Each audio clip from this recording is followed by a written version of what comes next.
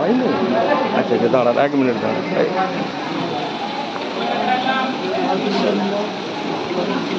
অভয়া medical camp Maharajpur গ্রামে, Maharajpur high স্কুলে বন্যা পীড়িত মানুষদের জন্য, বন্যা দুর্গত মানুষদের যারা আক্রান্ত, জলে আক্রান্ত, নানা রকম রোগে আক্রান্ত হয়েছে, তাদের অভয়া মেডিকেল ক্যাম্প পিপলস রিলিফ কমিটির পক্ষ থেকে ডক্টর ফিরহাদ হাকিমের নেতৃত্বে ঘাটাল ব্লকে 2টো জায়গায় ক্যাম্প চলছে।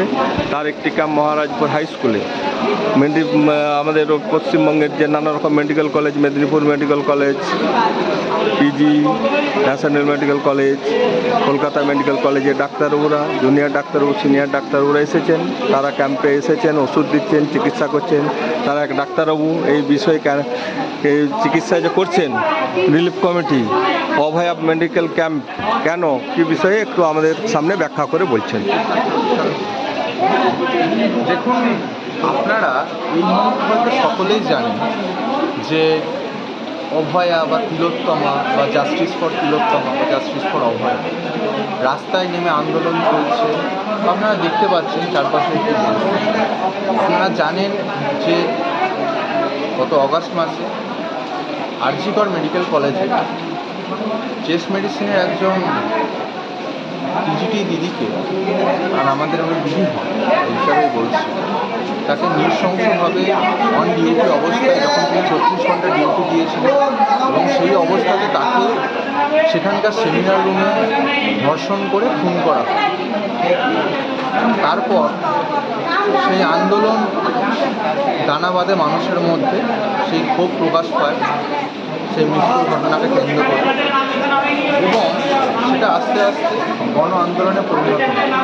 তো আমরা যারা ডাক্তার আছি, আমরা সাধারণ মানুষের পরিষেবাতে সবসময় নিজেদেরকে উজাড় করে দেওয়ার চেষ্টা করে থাকি।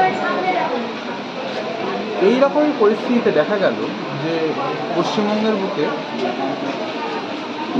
বন্যা নেমে এলো। সেই বন্যাতে একটা অন্যতম যে জায়গাটা খুব ক্ষতিগ্রস্ত হলো সেটা হলো ঘাটাল। তো সেই পরিস্থিতিতেই আমরা তার আগেও অভয়া ক্যাম্প করেছিলাম, এই তিলোত্তমার স্মরণেই বলুন বা তিলোত্তমার বিচারের দাবিতেই বলুন। এটা আমাদের একটা বিকল্প পদ্ধতি ছিল, নিজেদেরকে তুলে ধরার, সমাজের কাছে, সমাজের মানুষের কাছে বলার যে তিলোত্তমার আমরা বিচার চাইছি। তো আমরা তো ডাক্তার, আমরা এইভাবেই বিচার হয়তো চাইতে পারি। রাস্তায় নেমে প্রতিবাদের সঙ্গে আমরা মানুষকে বিনামূল্যে স্বাস্থ্য পরিষেবা পৌঁছে দেওয়ার চেষ্টা করছি, সেই জন্যই তৈরি হয়।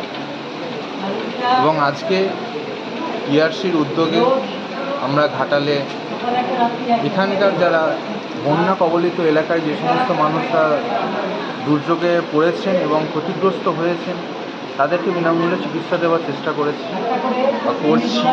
আজকে হেলথ ক্যাম্প হবে, সারাদিন চলবে। অনেক মানুষজন এসেছেন, চিকিৎসা নিয়ে গেছেন বা এখনও অনেকে আছেন, আবার আসবেন। তো এইভাবেই আমরা আপামর জনতার কাছে স্বাস্থ্য পরিষেবা পৌঁছে দিতে চাই। এবং আপনারা হয়তো জানেনও যে টিআরসি বরাবরই সাধারণ মানুষের জন্য